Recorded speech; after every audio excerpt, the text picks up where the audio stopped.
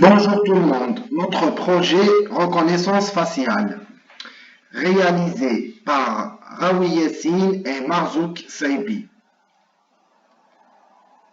Pour commencer, notre plan de travail, c'est l'introduction, préparation de l'environnement de travail, description et fonctionnement et conclusion. Pour l'introduction, dans notre cadre de notre formation en master informatique, nous avons travaillé sur l'Internet des objets pour approfondir et améliorer des nouvelles technologies dans le but d'étudier à développer un système biométrique en utilisant le deep learning pour entraîner notre dataset puis faire l'identification des personnes non autorisées dans un site défini, puis relier ces données avec une application web pour les visualiser en temps réel. Préparation de l'environnement de travail. Pour réaliser ce projet, nous avons préparé un environnement de travail suivant: Python 3, IntelliJ, Spring, Angular et exemple pour la base de données MySQL. Voilà pour la présentation de l'environnement de travail. Description et fonctionnement. Ce projet consiste à développer et implémenter une application biométrique reliée avec une application web Angular. Notre application est basée sur le traitement des images afin d'avoir un système robuste capable de récupérer les données en 3 étapes. Pour la première étape, nous avons codé en Python 3 la partie reconnaissance faciale. Pour la partie 2, c'est développer une application Spring dans le but de récupérer les données envoyées par la reconnaissance faciale par chaque individu. Et pour l'étape 3, au final, nous avons développé une application Angular pour récupérer ces données hébergées par le service web de Spring et les afficher en temps réel. Pour la base de données, nous avons utilisé MySQL. Je laisse la parole à mon binôme pour faire la démonstration de notre application.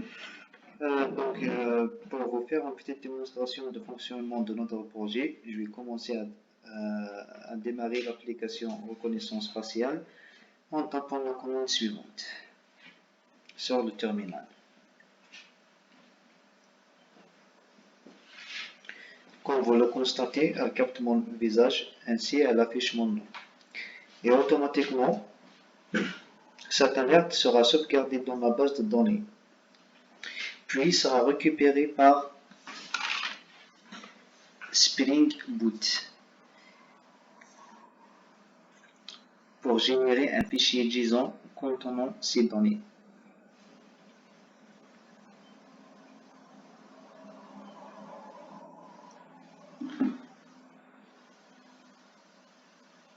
Et c'est ces données qu'on va récupérer dans l'application Angular pour les afficher.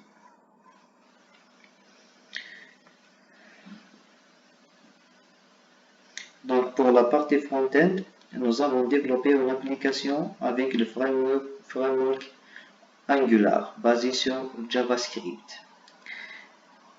Pour pouvoir récupérer le fichier JSON de l'application Spring Boot qui contient les données et afficher ces alertes en temps réel.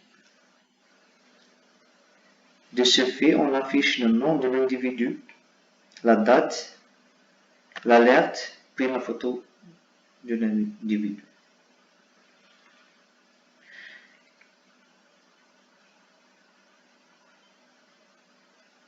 Espérons que vous avez bien compris la démonstration. Je vais finir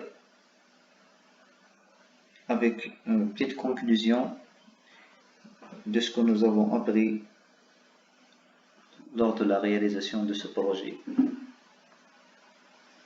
Donc, cette réalisation nous a permis d'approfondir nos connaissances dans le domaine de l'Internet des objets et de valoir nos compétences dans le domaine de l'informatique. Pour améliorer notre application, on peut rajouter quelques fonctions afin d'avoir un système robuste et complet. Par exemple, on envisage d'ajouter la visualisation du flux vidéo en live.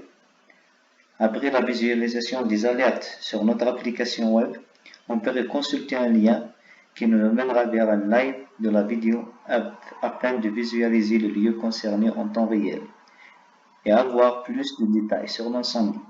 Le flux vidéo pourrait être envoyé vers l'interface web en utilisant les sockets ou bien les services web. Et merci pour votre attention. Merci pour votre attention.